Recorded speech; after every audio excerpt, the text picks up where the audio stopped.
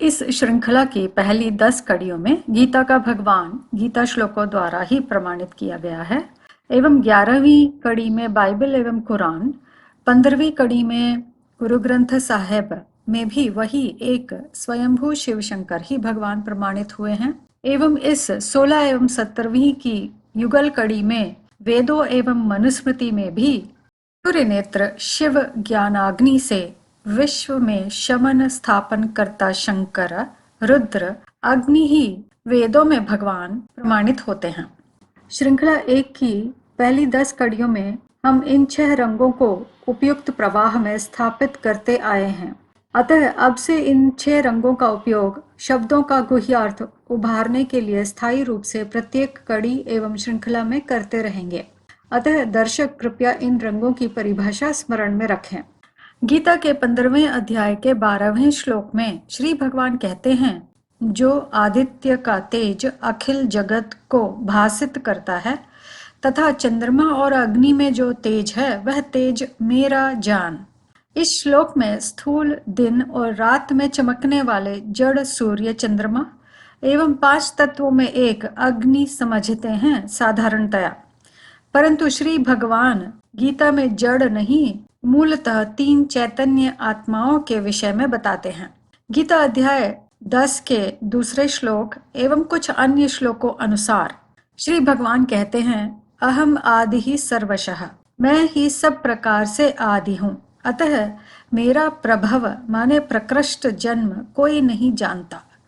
चारों ओर अधर्म की चरम सीमा माना कलयुगांत एवं सतयुग आदि का संगम समय पर सर्वप्रथम प्रकृति में स्वयं अधिष्ठित हो दिव्य जन्म लेने वाले मुझ सत्य का जानकार अजन्मा सूर्य नेत्र सत्यम शिवम सुंदरम शिव ज्ञानाग्नि द्वारा असत्य अज्ञान अंधकार का विनाश कर शमन करता शंकर एवं उसके माथे पर सुसज्जित अर्धचंद्रमा से उपमान्वित व्यक्तित्व के विषय में है। भगवान कहते हैं, मुझे सूर्य नेत्र या बुद्धि नेत्र के ज्ञान का परम तप कर संपूर्ण ज्ञान धन का अर्जन करने वाला परम तपा अर्जुन धनंजय ही मुझ साधर्म्य मेरा प्रतिरूप ज्ञानाग्नि स्वरूप अग्नि संज्ञान्वित है। अतः ज्ञानाग्नि प्रकाश या भा विश्व को देने में रत भारत ही अखिल जगत को भासित करने वाला मुझ आदि से जन्मा आदित्य है। इस गीता श्लोक की भांति ही गीता अध्याय 11 के 19वें श्लोक में कहा गया है, शशि एवं सूर्य नेत्र वाला दीप्त हुताश वक्त्रम अर्थात ज्ञानाग्नि मुख वाला स्व तेजसा विश्वमिदम तपंतम। अतः इस बुद्धि नेतृत्व करता सूर्य नेत्र एवं ज्ञान धनंजयी के एक दैहिक रथ में रथी सारथी का यह संयुक्त रूप ही यह पुरातन अग्नि की प्रतिमा या कलाकृति है। संपूर्ण गीता प्रमाणों के लिए श्रृंखला 1 की 7 से 10 कड़ी देखें। गीता में इन दोनों के संयुक्त रूप की संज्ञाएं हैं क्षेत्रज्ञ क्षेत्र, पुरुष प्रकृति, अजन्मा आत्मा एवं देहभृताम वरा, रथी सारथी, पुरुषोत्तम पुरुष व्याघ्र, परमपिता एवं जगत पिता या तात का संयुक्त रूप, या कहें परम पिता श्रीमत एवं महत माता श्री माता ही ब्रह्म या परम ब्रह्म श्री गुरु है। इसी युगल जोड़े का इब्रानी शब्द है अह इल, या कहें हिब्रू शब्द का अर्थ है ड्यूअल पेट्रियार्क माना 2 आदि पूर्वज पिताओं का जोड़ा। अहिल शब्द भी संस्कृत शब्द अह माने दिवस एवं इला से इल अर्थात भगवान की भग रूपी इला या प्रकृति ही पुरुषोत्तम भगवान स्वरूप पुरुष इल बनती है। जिस देहधारियों में उत्तम देहभृताम वरा अर्जुन को ही गीता में पुरुष ऋषभ एवं पुरुष व्याघ्र अर्थात विष्णु कहा गया है। अर्थात स्त्री आत्मा माना देहभानी या मृत बुद्धि आत्मा से आत्माभिमानी या आत्मवान पुरुष, या कहें अमृत बुद्धिवान प्रज्ञावान साकार आत्मा है अर्जुन। अतः इस ऋग्वेद श्लोक में अग्नि को ही एकमात्र सत्य, प्रज्ञावान एवं अनेक कर्तव्यवाचक संज्ञाओं से प्रशंसित बताया गया है। यही बात गीता के 13वें अध्याय में 4थे श्लोक में भी वर्णित है। ध्यान दें कि सद विप्र नहीं अपितु सद विप्रा है। विप्र शब्द का अर्थ है विशेष प्रज्ञावान, विप्रा का अर्थ है पूर्ण, अर्थात उस पूर्ण सत्यम शिवम से पूर्ण ज्ञान को आदाय कर पूर्ण बनता है शंकर, या कहें पूर्ण ज्ञान धन को जीतने वाला धनंजय ही ज्ञानाग्नि स्वरूप अग्नि है। अतः ऋग्वेद श्लोक में एकमात्र शिव समान प्रज्ञावान अग्नि या पूर्ण ज्ञान का जानकार अग्नि को जात वेदस कह कलयुगी विषय सागर माना दुखालय से पार सत्युग ले जाने वाला बताया गया है। इस ऋग्वेद श्लोक का संपूर्ण अर्थ है, जात वेदस के लिए आइए हम सोम को दबाएं जो मलिन धन का उपभोग करे। अग्नि हमें हमारे सभी कष्टों के दुखालय रूपी विषय सागर के पार नाव में ले जाए। और इसी प्रकार इब्राहिमी शब्दों में नोवा के लिए कहा गया है। नोवा शब्द का मूल भी संस्कृत शब्द नौ अर्थात नौका है, जो कि अर्जुन का दैहिक नाव या रथ है, जिसमें सारथी भगवान स्वयं उस नाव के चालक हैं। इन दो पूर्णों साकार जगत पिता में निराकार परम पिता अर्थात परम ब्रह्म का चित्रण ही अग्नि की यह प्रतिमा है। एवं यही विषय गीता के 8वें अध्याय के 24 श्लोक में कहा है कि अग्नि या श्री गुरु परम ब्रह्म की ज्योति को पाने वाले दिवस रूपी देवलोक जाते हैं। अथवा अगले 25वें श्लोक अनुसार चंद्रमा की ज्योति का अनुसरण करने वाले असुर लोक अर्थात मृत्यु लोक या रात्रि रूपी अनेक धर्मों के नरक में ही वापस पुनः पुनः जन्म लेते रहते हैं। इस प्रकार वर्णित है। ऋग्वेद में कहे अनुसार मृत्युलोक रूपी रात्रि का स्वामी कृष्ण चंद्रमा या सोम को दबाने या नाथने वाला सोमनाथ कैसे सोम को नाथता है, चलिए जाने 13वीं शताब्दी की शिव अर्थात शिव समान शंकर की इस प्रतिमा में दिखाए विवरणों द्वारा क्लुप्त में। सबसे पहले परशु या कुल्हाड़ी जो लकड़ी काटने का शस्त्र है। गीता के 15वें अध्याय अनुसार परशु अर्थात कुल्हाड़ी मानव वंश वृक्ष में चंद्रमा के सप्तऋषि कहे जाने वाले 7 विभाजित विधर्मी अधोलोकीय द्वैत शाखाओं या अनेक खंडित सुर या मतों वाले जंगल खांडव वन को कुल्हाड़ी, गांडीव, एरो ऑफ मर्क्यूरियस या ज्ञान तलवार से काटकर ऊर्ध्वलोकीय गंडी माने तना अर्थात अद्वैत या एक मत वाले दैवी धर्म की शांति शमन क्रिया में समर्थ शिव साधर्म्य शंकर है। अतः कौरव यादवों रूपी अनेक मत वाले असुरों को अंत कर शमन स्थापन करता शंकर का नाम ही शिव के साथ जुड़ शिव शंकर का गायन है। यही वजह है कि अग्नि भारत ज्ञान यज्ञ कुंड से उत्पन्न भगवत श्रीमत धारी श्री माता ही महत माता कुंडलिनी माता रुद्र आदम को वुड कटर, फॉरेस्ट कटर या लकड़हारा कह गायन किया गया है। अतः कलयुगांत में अनेक मतों रूपी शाखाओं को असंग शस्त्र से काटकर एक तने का अद्वैत धर्म स्थापन करना ही परशु का आलंकारिक अर्थ है। हिरण चंद्रमा का सूचक है। हिंदू धर्मशास्त्रों में चंद्रमा का वाहन हिरण दिखाया जाता है। इस्लामी अल बुराक चित्र में भी चंद्रमा के साथ हिरण दिखाया गया है। एवं सभी कीमिया चित्रों में ऋग्वेद में वर्णन की भांति ही चंद्रमा को स्त्री के देह में अधोलोक की ओर इशारा करते हुए हिरण सहित दिखाया गया है। यह चंद्रमा से उपमान्वित व्यक्तित्व की प्रवृत्ति या अस्थिर बुद्धि का सूचक है। एवं व्याघ्र माने बाघ, अग्नि, रुद्र की बौद्धिक प्रवृत्ति का सूचक है। अतः शंकर को सदा व्याघ्र चर्मधारी दिखाया गया है। अर्जुन धनंजय का गीता में अंतिम संबोधन पुरुष व्याघ्र है। 2 उंगलियों की मुद्रा शिव और शंकर 2 पूर्ण वेद वित्त के संयुक्त रूप का सूचक है। इसी बात की प्रतिमा 2 समान बुद्धि स्वरूप सिर वाले अग्नि की प्रतिमा है। यही मुद्रा रूसी सेंट सोफिया, क्रॉस पर जीसस अर्थात आदम एवं पुरातन विष्णु के चित्र में भी देखा जा सकता है। ईसाई घर चर्च में भी यह मुद्रा पाई जाती है। इस मुद्रा की व्याख्या में प्रस्तुत एक अद्भुत पुरातन हिंदू एवं यहूदी चित्र के लिए श्रृंखला 3 देखें। अतः शिव शंकर चंद्रमा या त्रिनेत्री का अन्य समानार्थक नाम इलोहिम है। इल आह हिम का संयुक्त स्वरूप। हिम माने जमी हुई बुद्धि वाला चंद्रमा सहित अह इल। अह माने दिवस लाने वाला शिव, इल माने उसकी दैहिक धरणी। हमारे स्थायी अंकित रंगों द्वारा भी गुह्यार्थ समझा जा सकता है। ऋग्वेद के इस श्लोक में दिए हुए शब्द इंद्र, मित्र, वरुण, गरुत्मान, मातरिश्वान आलंकारिक संज्ञाएं कर्तव्यवाचक विशेषण हैं, जिनके अर्थ एवं उनके समर्थन में पुरातन चित्र प्रस्तुत किए गए हैं इस प्रकार। दर्शक वीडियो को रोककर चित्रों का परीक्षण हमारे अंकित रंग सहित एवं टिप्पणियों द्वारा कर सकते हैं। इन चित्रों की संपूर्ण व्याख्या श्रृंखला 3 में प्रस्तुत की गई है।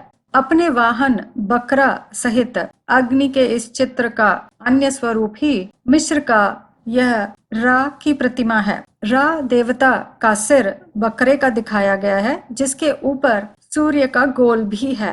रा के हाथ में जो चाबी दिखाई गई है उसे अंक कहा जाता है। अंक आदम का दैहिक चाबी है, जिसके द्वारा ही शिव रूपी ताले में निक्षिप्त ज्ञान खुलता है। ईसाई धर्म का क्रॉस अंक का ही परिवर्तित रूप है, जो आदम की दैहिक प्रकृति का प्रतीक है। आदम स्वयं अपने देह भान माना आत्मा के स्त्रीत्व भान को ज्ञानाग्नि या ज्ञान यज्ञ सेवा में स्वाहा कर द्वैतवादी आसुरी सृष्टि में अद्वैत दैवी धर्म स्थापन करता है। अतः क्रॉस पर बलिदान किया गया जीसस असत्य है। संपूर्ण प्रमाण श्रृंखला 3 में देखें। अतः हिंदू धर्म शास्त्रों में अग्नि या इग्निस का बीजाक्षर ही र है। इस बीजाक्षर र से ही मिस्र का यह गॉड र का नामकरण स्पष्ट प्रतीत होता है। ऋग्वेद में 10 खंड हैं। इन 10 खंड में अनेक अध्याय हैं। एकमात्र सद विप्र पूर्ण प्रज्ञावान अग्नि रुद्र की ही प्रशंसा है सभी खंडों में अथवा अधिकतम अध्यायों में। विश्व धार्मिक एवं पुरातन चित्र प्रमाण के माध्यम से सूर्य, अग्नि व सोम या कृष्ण चंद्रमा की विस्तृत जानकारी श्रृंखला 3 में देखें। चारों वेदों में दूसरे यजुर्वेद के कृष्ण एवं शुक्ल संहिताओं का भी आरंभ अग्नि की प्रशंसा से ही होता है। सामवेद भी अग्नि की स्तुति से ही प्रारंभ होता है। अथर्ववेद भी अग्नि की प्रशंसा से आरंभ होता है। इस श्रृंखला की पहली 10 कड़ियों एवं 16वीं कड़ी में ऋग्वेद में भगवान के प्रमाण देखने के उपरांत इस 17वीं कड़ी मनुस्मृति में भगवान पर हमारे स्थायी रंगों सहित प्रस्तुत श्लोक सरलता से समझ सकते हैं। दर्शक इन ऋग्वेद एवं मनुस्मृति से संपूर्णतया मेल खाते यहूदी तनक के श्लोकों के लिए श्रृंखला 3 देखें। मनुस्मृति के पहले अध्याय के पहले 3 श्लोक स्क्रीन पर प्रस्तुत हैं। प्रथम श्लोक का अर्थ है, एकाग्रचित्त और सुख से बैठे मनु जी के पास जाकर महर्षि उनका रीतिपूर्वक पूजन करके यह वचन बोले। इस श्लोक में लिखे एकाग्रम शब्द 2 शब्दों का मेल है, एक और अग्र। अग्र शब्द का अर्थ है आदि, प्रथम, पुरातन, पूर्ण, प्रमुख। मनुस्मृति के तीसरे श्लोक में स्वयं भुवः शब्द है। इस युगल कड़ी के आदि में हमने गीता 15वें अध्याय के 12वें श्लोक में आदित्य शब्द के विश्लेषण द्वारा समझा कि आदि शिवनेत्र ही स्वयं शंकर अर्जुन के दैहिक प्रकृति में अधिष्ठित हो संभव अर्थात चैतन्य होते हैं। बुद्धि नेत्र सूर्य नेत्र पुरुषोत्तम शिव ही देहभृतांवरा अर्जुन के दैहिक रथ में सहरथी सारथी हैं। अतः उस प्रकृति को ज्ञान मनन चिंतन मंथन करने वाला मुनि अथवा मनु बनाकर स्वसाधर्म्य पुरुष व्याघ्र माना विष्णु बनाते हैं शिव। अतः अर्जुन की आत्मा बुद्धि सदा उस बुद्धि नेत्र सूर्य नेत्र शिव से ही बुद्धि योग में रहती है। यही अर्थ है मनुम एकाग्रम आसीनम। व्याघ्र चर्म से इंगित अपने ही देह लिंग में प्रवेशित अजन्मा आत्मा शिव नेत्र की गीता में कहे अव्यभिचारी अनन्येन एक अग्र से योग या स्मृति द्वारा परम तप करने वाला परम तप अर्जुन, रुद्र, अग्नि, आदम ही पुरुषोत्तम शिव समान पुरुष व्याघ्र शंकर है। व्याघ्र शब्द भी 3 शब्दों का मेल है। व्याघ्र शब्द के संपूर्ण अर्थ एवं विष्णु शब्द के 2 विशेषण पुरुष व्याघ्र व नरसिंह में अंतर एवं अर्थ व संबंधित विश्व प्रमाण के लिए श्रृंखला 3 देखें। अगले श्लोक का अर्थ है, हे भगवान, आप सब वर्णों के और संकीर्ण जातियों के ठीक ठीक धर्मों को आदि से अंत तक हमसे कहने योग्य हैं। संबंधित गीता श्लोक की संख्याएं यहाँ पर दी गई हैं। तीसरा श्लोक का अर्थ है, हे भगवान, जिनका न चिंतन हो सके न परिमाण हो, अतः गीता में कहे अनुसार अप्रमेयस्य अप्रत्यक्ष या अव्यक्त हैं, ऐसे इस स्वयंभू जो संपूर्ण विधानों अर्थात धर्म या ज्ञान यज्ञ को जानने वाले आप ही हैं। दर्शकों, भगवान शब्द का प्रमाण पूरित अर्थ जानने के लिए श्रृंखला 1 की 10वीं कड़ी देखें। विधान अर्थात धर्म का गीता अनुसरित अर्थ 3, 4, 5 कड़ी में देखें। वर्ण अर्थात रंग प्रत्येक आत्मा के 4 दैवी आसुरी रूपी धर्म अधर्म संपत्तियों का अनुक्रम है, जो सृष्टि चक्र के दिवस रात्रि रूपी देवलोक असुरलोक के 4 पहर सत्य त्रेता द्वापर कली में शैशव कौमार अवस्था वाली आत्मा जब आत्मवान पुरुष होती है एवं यौवन जरा अवस्था वाली हो जाती है, माने जब आत्मा देहभानी स्त्री बन जाती है। इन 4 अवस्थाओं युक्त देवता क्षत्र वैश्य क्षुद्र वर्ण क्रम से पसारने पर अंत में पुनः क्षुद्र से ब्रह्म विद्या राजविद्या एवं राजयोग द्वारा ब्राह्मण बन नए सतयुग के लिए योग्य देवता बनती हैं मनुष्यात्माएं। गीता प्रमाणों के लिए श्रृंखला 1 एवं संपूर्ण विश्व प्रमाणों के लिए श्रृंखला 3 देखें। मनुस्मृति के पहले अध्याय के 5वें श्लोक का अर्थ है, महातेजस्वी मनु जी बोले, यह जगत प्रलय काल में तमोभूत अर्थात अज्ञान अंधकार युक्त, अप्रज्ञा माने बुद्धिहीन, अलक्षण माने अधर्म रहित, अतर्क्य माने तर्कहीन और इस कारण अविज्ञेय माने जिसका समाधान न हो सके, ऐसा सर्वत्र सोते हुए माने बौद्धिक मृत्यु हुए के समान था।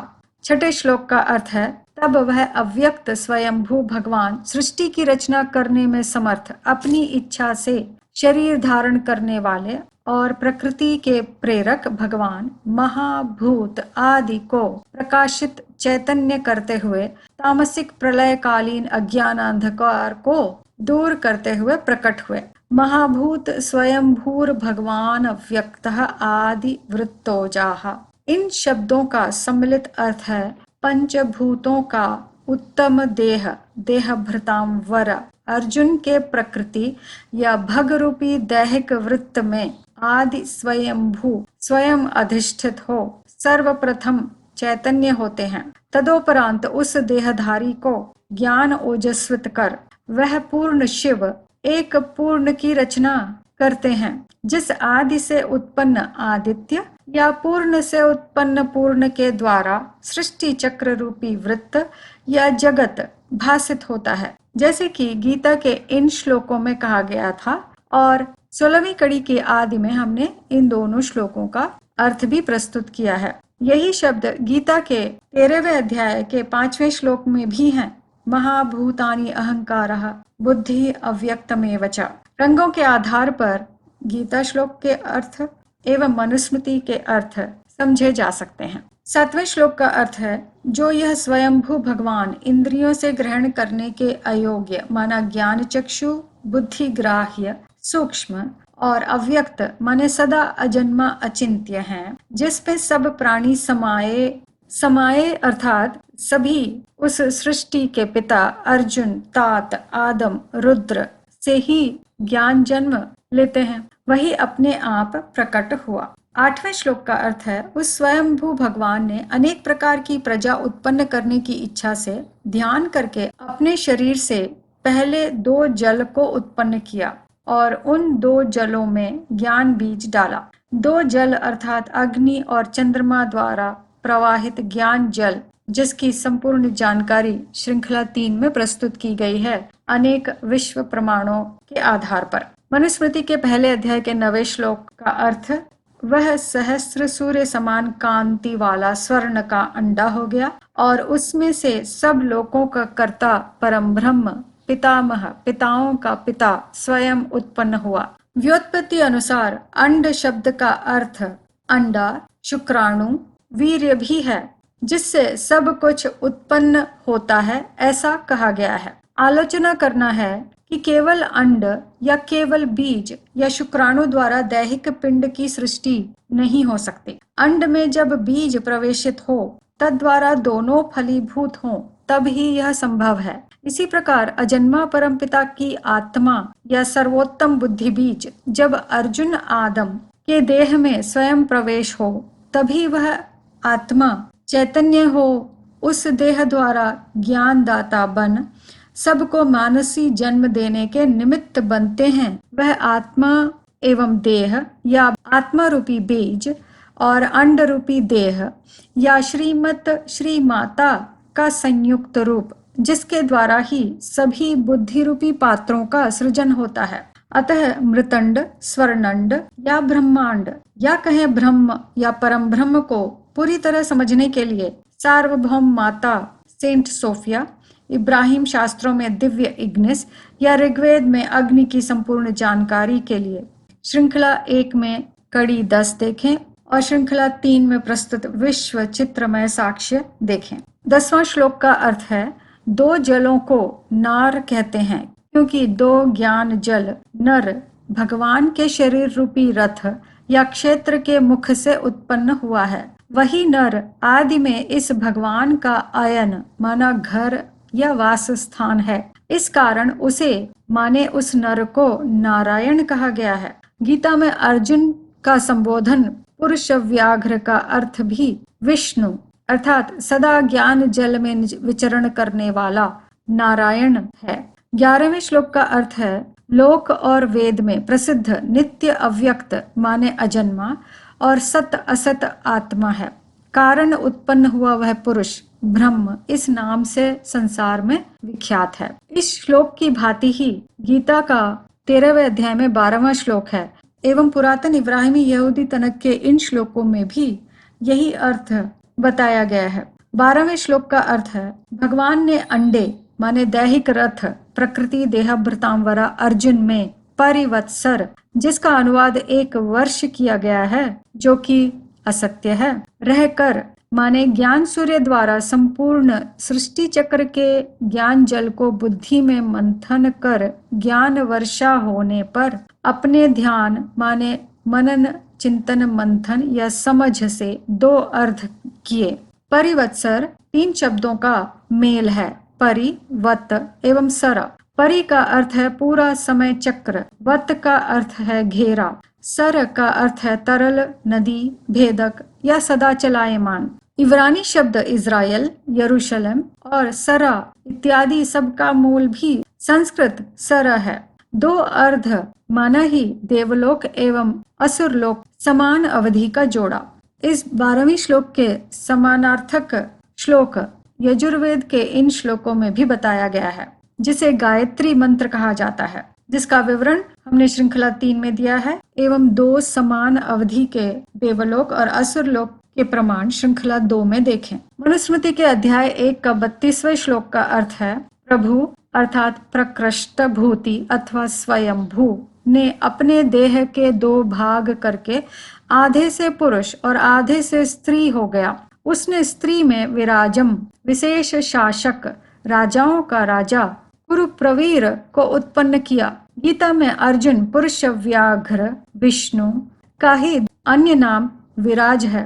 गीता के 14 अध्याय के 3 और 4 श्लोक के द्वारा अर्धनारीश्वर माने परम पिता श्रीमत जो स्वयं को देहभृतांवरा की दैहिक प्रकृति में प्रवेशित हो उसे श्री माता बनाता है।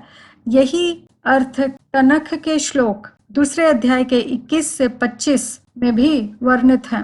संबंधित ऋग्वेद श्लोक एवं विश्व सचित्र प्रमाण श्रृंखला 3 में देखें। मनुस्मृति के पहले अध्याय का 52वां श्लोक का अर्थ है, जब वह देव जगता है तब यह संसार चेष्टा करता है, और जब यह शांत रूप होकर सोता है तब जगत अज्ञान निद्रा माना मन बुद्धि रूपी आंखें बंद हो जाती हैं, जिसे ही नैमिषारण्य या अधर्म या परधर्म कहा गया है गीता में सो जाता है वह। यहाँ प्रस्तुत अगले श्लोक का अर्थ है, यह अविनाशी देव इस प्रकार इस सब चर अचर को जागृत और स्वप्नावस्था से सदा जगाता और मारता है। यह बौद्धिक जागृत करने की बात और बौद्धिक मृत्यु की बात है, जिन्हें अद्वैत धर्म का अमृतलोक और अनेक आसुरी मतों का असुरलोक कहा गया है। दर्शकों, देह के दो भाग देवलोक असुरलोक, देव का जगना, चर एवं अचर की सृष्टि इत्यादि सभी रहस्यों को अत्यंत व्यावहारिक रूप से समझने के लिए विश्व सचित्र प्रमाण श्रृंखला 3 में देखें। तर्क संगत प्रवाह में व्यवस्थित किए गए सभी श्रृंखलाओं को और उनमें प्रस्तुत कड़ियों को संपूर्णतया समझने के लिए क्रमानुसार ही देखें।